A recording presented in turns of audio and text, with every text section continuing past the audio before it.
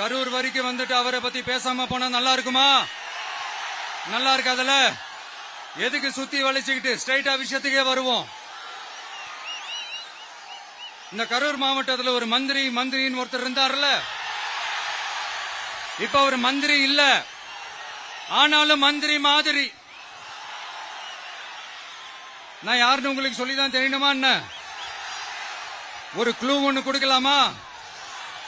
பாட்டிலுக்கு 10 ரூபா, பாட்டிலுக்கு 10 ரூபா, பாட்டிலுக்கு 10 ரூபா, பாட்டிலுக்கு 10 ரூபா, பாட்டிலுக்கு 10 ரூபா, பாட்டிலுக்கு 10 ரூபா, பாட்டிலுக்கு 10 ரூபா, பாட்டிலுக்கு 10 ரூபா.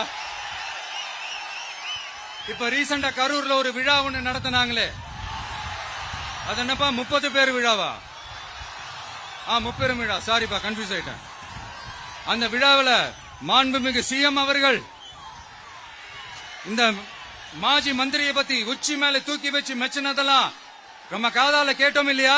இதே சிஎம் அவர்கள் இதே கரூருக்கு வந்தப்போ, எதிர்கட்சியா இருந்தப்போ, அந்த மாஜி மந்திரியை பத்தி என்னெல்லாம் சொன்னாரு, என்னெல்லாம் கேட்டாரு. ஐயா ஃபேக்ட் செக் நண்பர்களே, இதெல்லாம் நீங்க பெருசா ரிசர்ச் பண்ணணும்னு அவசியமே இல்ல. யூடியூப் ஓபன் பண்ணி பாருங்க, தெரிச்சிருவீங்க, மிரண்டுருவீங்க. இந்த திமுகவுக்கு இந்த மாஜி மந்திரி இப்ப என்னவா இருக்கிறாரு அப்படின்னு மக்கள் பேசிக்கிறாங்க தெரியுமா?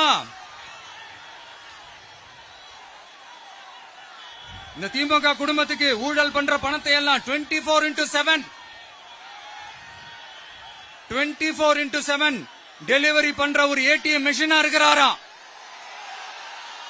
அப்படின்னு நான் சொல்லுங்க, ஊருக்குள்ள பேசிக்கிறாங்க.